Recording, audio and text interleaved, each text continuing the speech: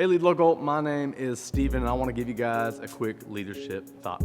A question that I've been thinking about lately and wrestling with this last season is, how do I lead when others get to leave?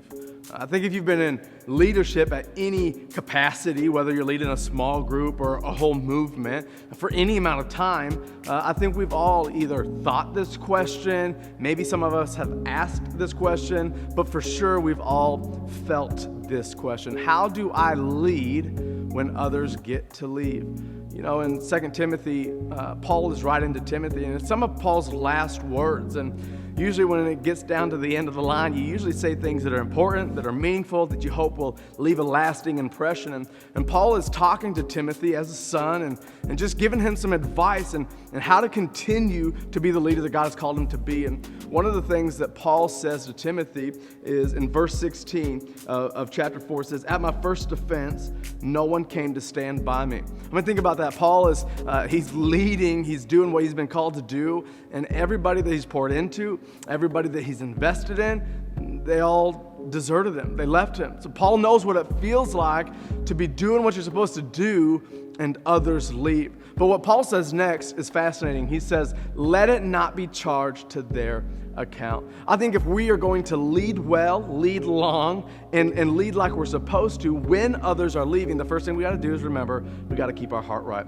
That's your and my job, is to keep our heart right. If we can keep our heart right, God can continue to do what He's called us to do. It's not always going to be fun, it ain't always going to be easy, but if we can do the job of keeping our heart right, then I believe that God's hand and blessing will be on your life. He continues. So first thing, if we're going to lead well, lead long while others are leaving, you got to keep your heart right.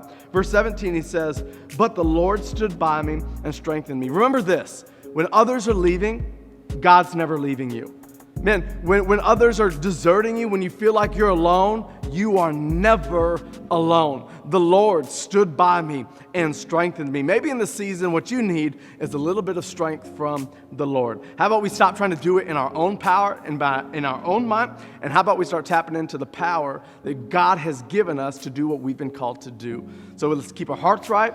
Remember that you're not alone. The Lord is with you. And then Paul says this in 17, "So that through me the message might be fully proclaimed and all the Gentiles might hear it." The third thing we got to do if we're going to lead well and lead long is remember why we are here. Remember that God called you here for a reason.